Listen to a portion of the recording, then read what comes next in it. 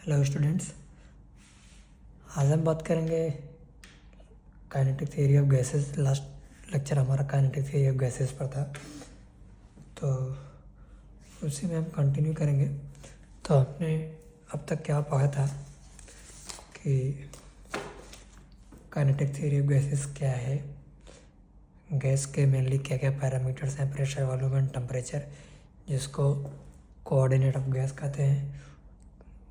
Kinetic theory of gases के क्या क्या एजम्पशन है कि साइज ऑफ मॉलिक्यूल नेगलेक्ट रहता है, कोलिजन्स परफेक्टली इलास्टिक रहते हैं, इंटरमॉलिक्यूलर फोर्स नेगलेक्ट हो जाते हैं, potential energy for ideal gas zero होती है। काइनेटिक थ्योरी ऑफ गैसेस के केस में भी जीरो नेगलेक्टेड। टोटल एनर्जी की बात करेंगे इसमें हम, sum of all kinetic energy of molecules of gas. ठीक है, टाइम ऑफ कोलिजन नेगलेक्ट करेंगे, लेकिन कोलिजन के पहले आने और जाने का टाइम हम कंसिडर करेंगे, जिसको रिलैक्सेशन टाइम बोलते हैं। ठीक है, मोशन, मॉलिक्यूल्स का मोशन जो है वो रैंडम है, जिसको ब्राउनियन मोशन बोलते हैं। Effect of gravity of gas molecules in a container is neglected. ठीक है, तो हमने यहाँ तक बात की थी। फिर हमने बॉयल्स लॉ की बात की थी कि इसमें टेम्परेचर कांस्टेंट रहता है। डिफरेंट ग्राफ कैसे बनाते हैं, वो तो ग्राफ तो बनाना आना चाहिए सबको कि PV graph, PV by V graph, PV graph में टेम्परेचर कैसे बनेगा, अलग अलग जैसे जितना मन चाहे उतना ग्राफ बना सकते हैं। ठीक है, चार्ल्स लॉ क्या होता है, जिसमें प्रेशर कांस्टेंट रहता है और उसके भी ग्राफ्स कैसे कैसे बनते हैं वो। ठीक है, किसका प्रेशर ज़्यादा होगा, वी और टी ग्राफ बनाएंगे तो किसका प्रेशर ज़्यादा, किसका प्रेशर कम। ठीक है, इन सब की बात की थी। फिर हमने बात किया था गे-लुसाक लॉ। गे-लुसाक जिसमें आइसोकोरिक प्रोसेस में वॉल्यूम कांस्टेंट रहता है। ठीक है, उसके भी ग्राफ वगैरह के बारे में हमने देखा था। उसके बाद हमने बात की थी आइडियल गैस इक्वेशन की। आइडियल गैस इक्वेशन क्या होता है, P V equal to mu R T. ठीक है, अब कोई भी गैस आइडियल गैस कब कहलाती है, आइडियल गैस का मतलब है उस गैस की डेंसिटी लो होनी चाहिए, प्रेशर लो होना चाहिए, लेकिन टेम्परेचर उसका हाई होना चाहिए, टेम्परेचर ज़्यादा होना चाहिए। तो low density, low pressure and high temperature gas is called ideal gas. ठीक है, यहाँ पे प्रेशर पास्कल में, वॉल्यूम मीटर क्यूब में, और म्यू जो है वो मोल्स है। ठीक है, number of moles, and R जो है गैस कांस्टेंट है। T temperature always will be in kelvin. ठीक है, तो जो म्यू है, हमने म्यू को बताया था, मोल्स जो है वो दो तरह से होते हैं, एक mass of the gas upon molecular mass, और एक total number of molecules upon Avogadro number. ठीक है, और आर जो है वो कब बना होता है, R is equal to K B N A. K B means Boltzmann constant, N A मतलब एवोगैड्रो नंबर। ठीक है, के बी का मान 1.38 इंटू 10 के पावर -23 होता है, एन ए का मान 6.023 इंटू 10 के पावर 23। फिर हमने इस पर क्वेश्चन भी किए थे। P M is equal to rho R T equation बन जाता है, P is equal to N K B, T बन जाता है एन नंबर डेंसिटी, जो स्मॉल एन है number density, small N is equal to capital N upon V, total number of molecules upon volume. फिर हमने बात की थी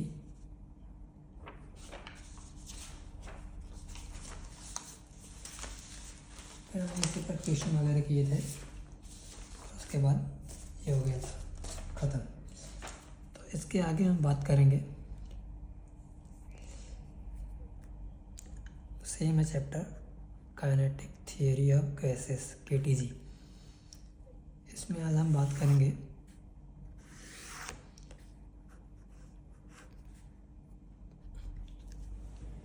प्रेशर ऑफ द गैस, कि गैस कैसे प्रेशर, जो मॉलिक्यूल्स है वो कैसे प्रेशर एग्जर्ट कर रहे हैं कंटेनर के वॉल पर।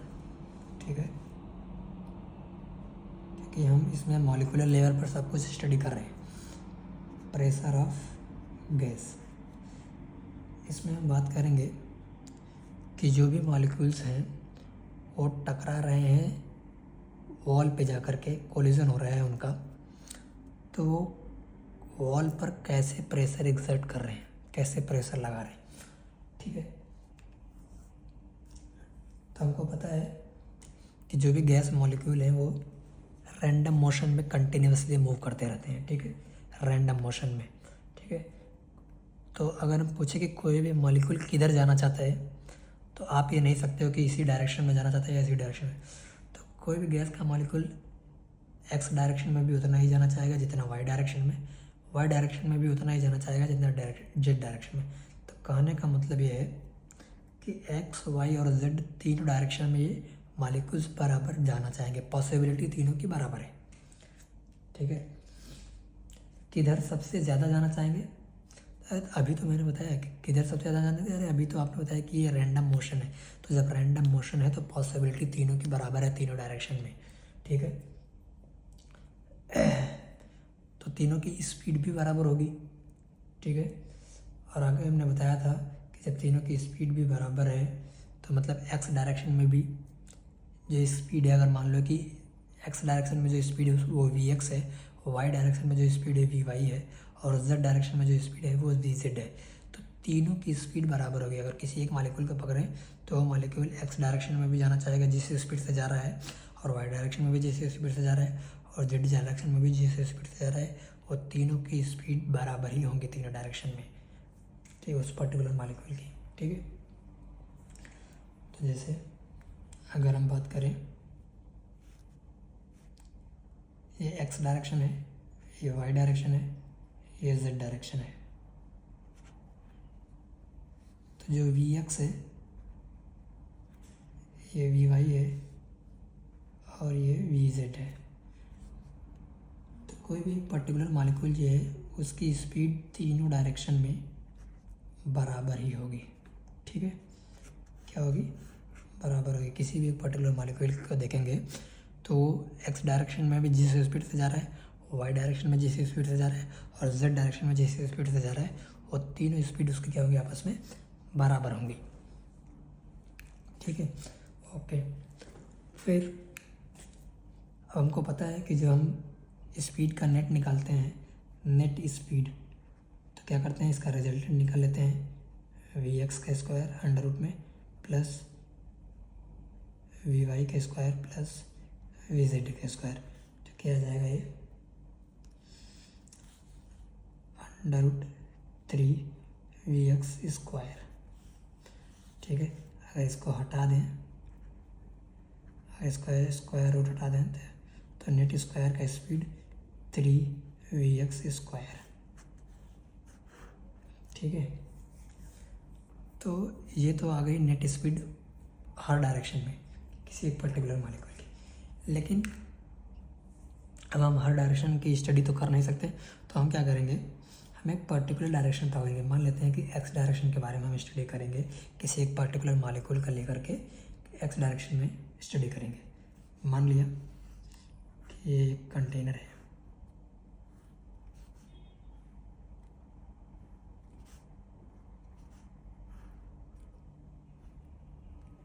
ठीक है, ये इसका एरिया है। ठीक, यहाँ पर एक कोई पर्टिकुलर मॉलिक्यूल है जिसका मास m है। ठीक है, और ये वी एक्स स्पीड से जा रहा है, इस वॉल पे टकराएगा। ठीक है, और इसकी जो लेंथ है, उसकी जो लेंथ है वो l है। कंटेनर की जो लेंथ है वो l है। ठीक है, तो अगर हम बात करें, इधर लिख लो we are considering X direction. जब हम एक्स डायरेक्शन को कंसिडर कर रहे हैं तो इस एक्स डायरेक्शन में स्पीड वी एक्स है इस मॉलिक्यूल की, और इसका मास जो है स्मॉल m है, इसका जो एरिया है a है, लेंथ जो है कंटेनर की वो l है। तो इसका चेंज इन मोमेंटम क्या हो जाएगा? चेंज इन मोमेंटम मतलब डेल्टा p। तो डेल्टा p क्या हो जाएगा? चेंज इन मोमेंटम क्या होता है? Final momentum minus initial momentum. ठीक है, फाइनल मोमेंटम। अच्छा, मोमेंटम का मतलब m into V, mass into velocity. ठीक है, अब मोमेंटम क्या होता है? अब जिस स्पीड से गया, ठीक है, जाएगा, टकराएगा, फिर वापस आएगा, ठीक है।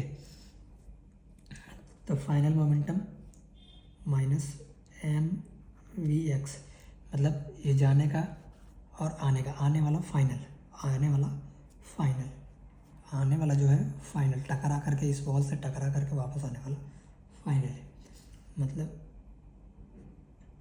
ये एम वी एक्स, ठीक है। क्या हो जाएगा, final momentum minus M V X इस डायरेक्शन में है, minus P initial, initial momentum क्या है, एम वी एक्स, ठीक है। तो क्या हो जाएगा ये माइनस 2 वी एक्स। हम मॉड की बात करेंगे तो 2 वी एक्स, ये हो गया change in momentum, change in momentum कितना आ गया, 2 वी एक्स। अब अगर हम फोर्स की बात करें तो फोर्स इक्वल टू क्या होता है, मोमेंटम अपॉन टाइम, ठीक है। तो एफ क्या हो जाएगा, change in momentum, change in momentum कितना है, 2 वी एक्स अपॉन टाइम। अच्छा, टाइम की बात करें अगर इधर से देखो, इधर पे, तो इस वॉल पे टकराने में, इधर से आ रहा है, टकराने में जाने में जितना टाइम लगा, फिर टकरा करके वापस आने में जितना टाइम लगा है, वो दोनों टाइम क्या होंगे, आपस में बराबर होंगे। जितनी दूरी तय करके टकराया, फिर मॉलिक्यूल टकरा करके वापस आया, तो जाने और आने का समय जो होगा वो क्या होगा, टोटल टाइम, ठीक है। तो टी इक्वल टू क्या हो जाएगा, अब जाने का समय, अब टाइम इक्वल टू क्या होता है, टाइम इक्वल टू क्या होता है, distance upon speed, distance upon speed. तो टी जो है जाने का L upon V X, T जो है आने का एल अपॉन वी एक्स। तो टोटल कितना हो जाएगा, L upon V X plus L upon V X, 2 upon V X, T total. तो क्या हो जाएगा ये 2 अपॉन वी एक्स। तो अगर एफ की बात करें, अगर एफ की बात करें तो क्या हो जाएगा, ये 2 से 2 cancel, M V X square हो जाएगा, M V X square upon L, ये एफ की वैल्यू आ गई। लेकिन हम एक मॉलिक्यूल की बात कर रहे हैं तो इसको कह सकते हैं F1, force for one molecule, force for one molecule, force for one मतलब फोर्स ऑन वन मॉलिक्यूल। क्या हो जाएगा, तो नेट स्पीड लेना पड़ेगा,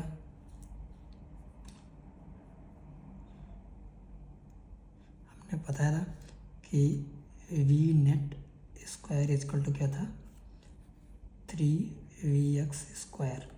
तो यहाँ से वी एक्स की वैल्यू रख लेंगे तो क्या बन जाएगा, एम वी नेट का स्क्वायर अपॉन 3L। ये एक मॉलिक्यूल के लिए है, किसके लिए, एक मॉलिक्यूल के लिए, या इसको कह सकते हैं एक मॉलिक्यूल के लिए जो होगा M V one square upon 3L, ठीक है।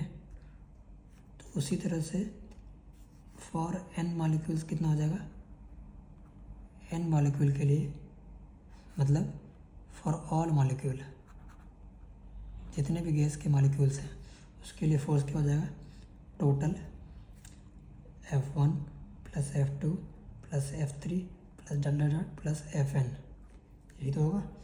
मतलब M V one square upon 3L plus M V two square upon 3L plus dot dot dot M V N square upon 3L, ठीक।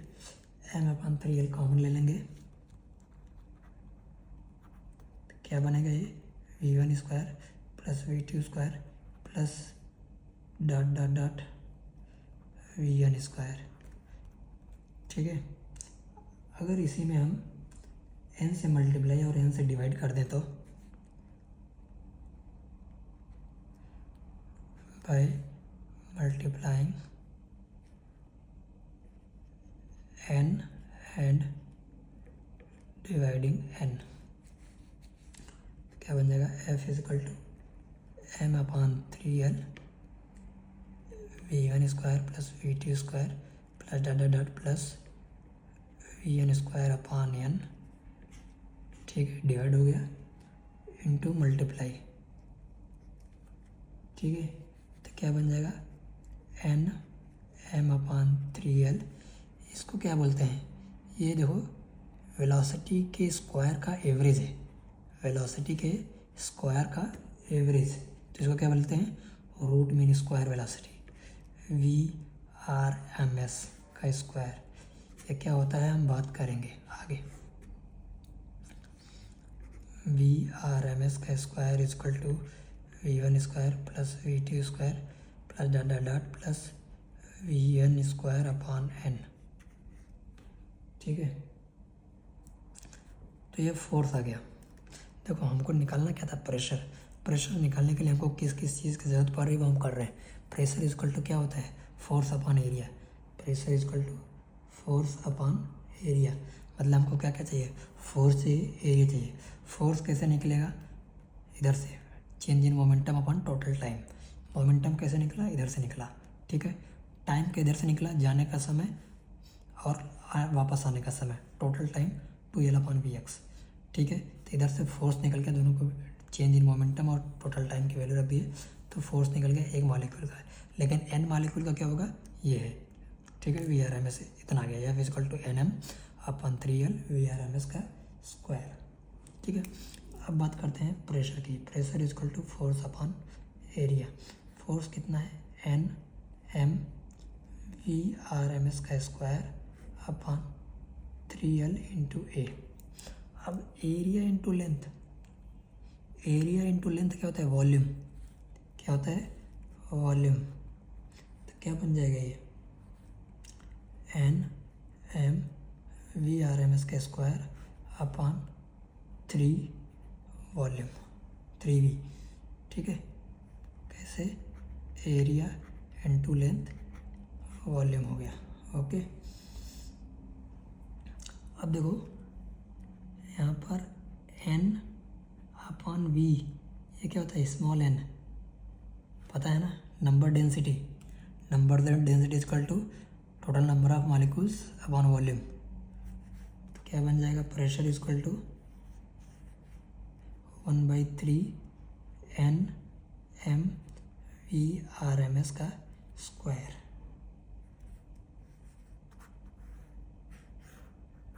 ठीक है, P pressure of the gas,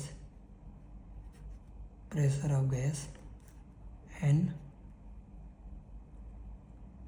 number density, जो कि क्या होता है, कैपिटल N अपॉन वॉल्यूम। ठीक है, small m mass of gas.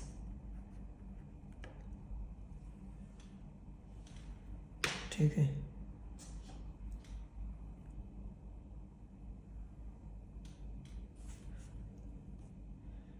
And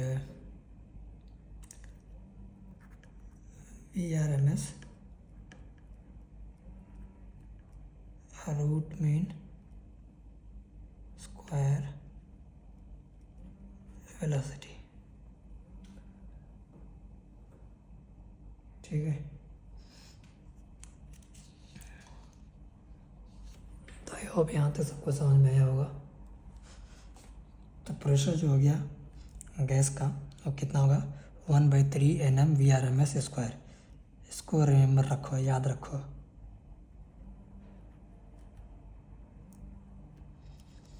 okay,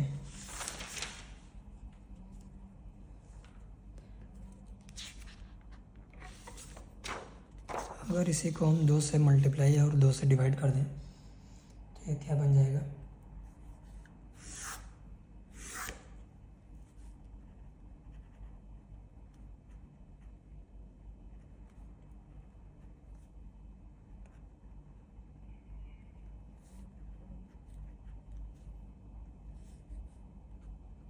P is equal to 2 से मल्टीप्लाई 2 से डिवाइड, तो क्या बनेगा 1/3 NM VRMS का स्क्वायर। तो क्या बन जाएगा ये 2/3 इंटू 1/2 NM VRMS का स्क्वायर। 1/2 mv स्क्वायर क्या बोलते हैं, 1/2 mv स्क्वायर को क्या बोलते हैं, काइनेटिक एनर्जी। तो क्या हो जाएगा 2/3 N इंटू काइनेटिक एनर्जी। ठीक है, kinetic energy pressure is equal to, ये वाला फार्मूला हम याद रखेंगे। Remember this, P pressure, N number density, K kinetic energy. 1 minute student, we will continue after some time.